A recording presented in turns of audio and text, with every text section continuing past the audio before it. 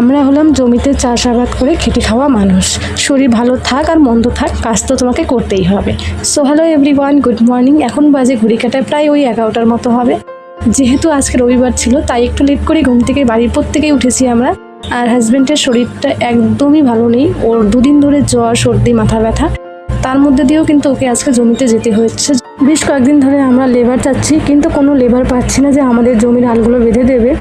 আর কালকে রাত্রে মুষলধারে বৃষ্টি হয়েছিল, বাইরের নদী নালা সব জমি জায়গা ভরাট হয়ে আছে। যেহেতু সবাই আল বেঁধে ফেলেছে আর আমাদের আল বাঁধা এখনো হয়নি। ওই যে বললাম আমরা জমিতে খেটে খাওয়া মানুষ, তাই কিন্তু হাজবেন্ড ওর শরীরটাকে সাইডে রেখে কিন্তু চলে গেছে জমিতে আল বাঁধ। কি আর করার আছে বলো, একার সংসার নিজেকেই করতে হবে। তো চলো এখন আমি আমার সংসারে কাজকর্মে লেগে পড়ি। আমার এখন অবধি কোনো কিছুই কাজ করিনি, সব কাজ এই যে লেট করে ওঠার জন্য কিন্তু লেট করেই করতে হচ্ছে। এখন উঠানটা তো আমার শাশুড়ি ঝাড় দিয়ে নিয়েছে, এখন আমি শুধু উপরে যে ঘরটার মধ্যে পাতাগুলো পড়েছিল সেগুলোকে আমি ঝাড়ু দিয়ে নিচ্ছি। কলপারে আবার কিছু কাপড় আছে হাজবেন্ডের আর ছেলের, সেগুলো ধুয়ে একেবারে স্নান করে দুপুরের রান্না বসাবো। এদিকে আবার ছেলের কাণ্ড দেখো, ও কি করেছে, ছাগল ছানা দুটোকে ট্রের মধ্যে করে রেখে দিয়েছে যাতে করে ওরা কোথাও যেতে না পারে, আর সাথে মিট্টুকে রেখেছে ওকে পাহারা দেওয়ার জন্য।